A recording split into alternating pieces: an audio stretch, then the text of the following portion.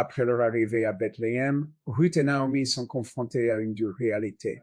Elles n'avaient rien, pas de terre, pas de richesse, aucune garantie de survie. Pour deux veuves de l'ancien Israël, c'était une position dangereuse et vulnérable. Pourtant, Ruth n'a pas laissé la peur ou l'incertitude l'arrêter. Elle a fait le choix audacieux de trouver un moyen de subvenir à ses besoins et à ceux de Naomi. Dans Ruth 2, verset 2, elle dit à Naomi, « Laisse-moi aller au champ et ramasser le grain qui reste derrière, tous ceux aux yeux desquels je trouve grâce. » Ce n'était pas une tâche facile. Le glanage, la collecte des restes de céréales derrière les moissonneuses, était le travail des pauvres, des exclus.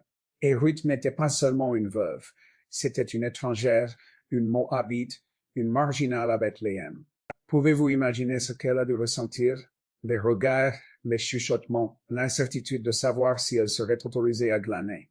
Mais au lieu d'attendre que les choses s'améliorent, Ruth a fait preuve de foi. Elle ne savait pas ce qui allait se passer, mais elle avait confiance en Dieu. Alors que Ruth travaillait dans les champs, son humilité et sa détermination ne sont pas passées inaperçues. Le propriétaire du champ, Boaz, un homme riche et respecté, a vu son dévouement et a été profondément ému. Boaz s'approche de Ruth et prononce des paroles qui doivent soulager son cœur. « Restez dans mon domaine. Ne va pas ailleurs. J'ai donné l'ordre aux hommes de ne pas te faire de mal. Que le Seigneur te rende ce que tu as fait pour Noémie. » Ruth 2, versets 8 à 12. Pensez Y un instant. À une époque où les femmes étaient peu protégées et où Ruth n'avait personne pour la défendre, Dieu lui avait déjà préparé un endroit sûr. Boaz n'a pas seulement fait preuve de bonté. Sans le savoir, il a participé au plan de Dieu pour l'avenir de Ruth. Et pourquoi lui a-t-il témoigné une telle faveur? Parce qu'il avait entendu parler de sa fidélité à Naomi. Il a vu son cœur, son humilité et sa volonté de travailler dur malgré les circonstances. Ce moment n'était pas une coïncidence, c'était une intervention divine. Le petit acte de foi de Ruth l'avait conduite dans le champ exact où les bénédictions de Dieu l'attendaient. Ruth ne savait pas ce qui allait se passer lorsqu'elle est entrée dans ce champ. Elle ne savait pas que son choix de glaner à cet endroit précis changerait le cours de sa vie.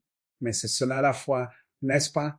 Faire un pas, même si nous ne voyons pas l'ensemble du tableau. Ce n'est pas par la richesse, le pouvoir ou le statut que Dieu a pourvu aux besoins de Ruth, mais par son humilité et son courage. Elle était prête à faire ce qui était nécessaire, et Dieu a honoré sa fidélité en la plaçant exactement là où elle devait être.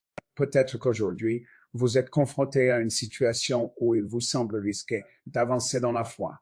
Peut-être que Dieu vous appelle à lui faire confiance, même si l'issue n'est pas claire. L'histoire de Ruth nous rappelle que Dieu voit notre fidélité. Il honore même les plus petits pas que nous faisons dans la confiance. Comme Ruth, vous ne savez peut-être pas ce qui vous attend, mais une chose est sûre. Dieu est déjà à l'œuvre dans les coulisses, préparant des bénédictions inattendues de l'autre côté de votre obéissance. Avez-vous déjà fait un pas de foi audacieux et vu Dieu agir? J'aimerais entendre votre histoire. Laissez un commentaire ci-dessous et partagez la façon dont Dieu a pourvu à vos besoins de manière inattendue. N'oubliez pas de vous abonner et de rester à l'écoute, car le voyage de Ruth est loin d'être terminé. Dans le prochain épisode, nous verrons comment un acte de gentillesse commence à se transformer en quelque chose de plus grand, quelque chose qui changera la vie de Ruth pour toujours. Le meilleur reste à venir.